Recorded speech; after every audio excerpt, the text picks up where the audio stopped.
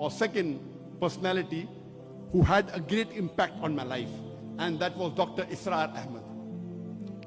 Dr. Israr Ahmad, may Allah grant him Jannah, he was one of the best Urdu-speaking orators in the world that I know of.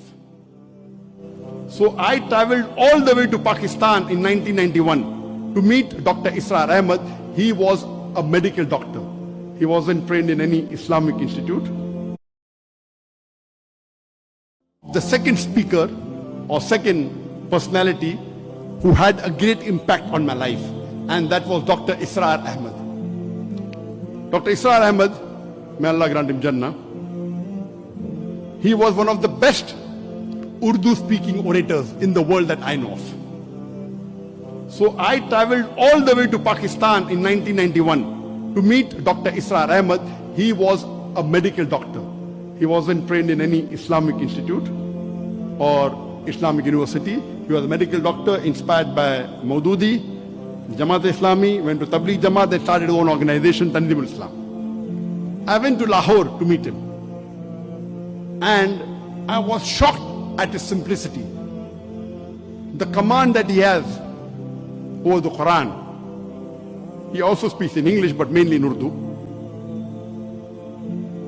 And I was impressed by it. So I purchased all his video cassettes and added to the video cassette library. And to cut the story short, I learned many things from him. I'll just mention two important things I learned. Number one, he told me that I told about my background. I'm a medical doctor. I've just passed. And in 1991, I finished my medical studies and I was doing my internship when we started the organization. In 1991, in 1990, I finished my medical studies. For 1 year, there was internship. And during internship, I had more time, so we started the organization. So I told him, I've just finished my medical studies. I would like to become a surgeon, do my MS, and I'm interested in Dawah. So he told me, son, you have to choose between the two. Either you choose your medical practice or Dawah. I, being a medical doctor, I practiced for 7 years and tried to do both. I could not. If you want to specialize, choose between the two one thing.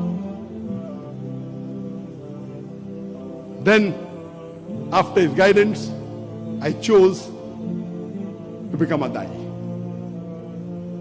The second thing I learned from him was, he told me that if you want to become a Dai, see to it that you make your personal needs the minimum. I said, why? He said, if you make your personal need the minimum, with the least amount of monthly requirement, you can speak the truth more easily.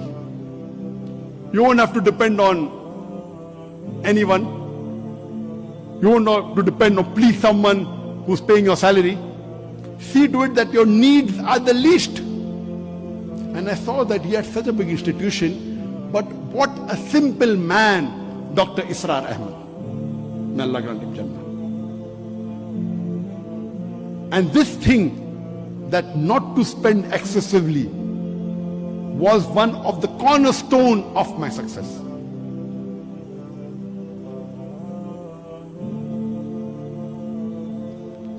Just in case I forget,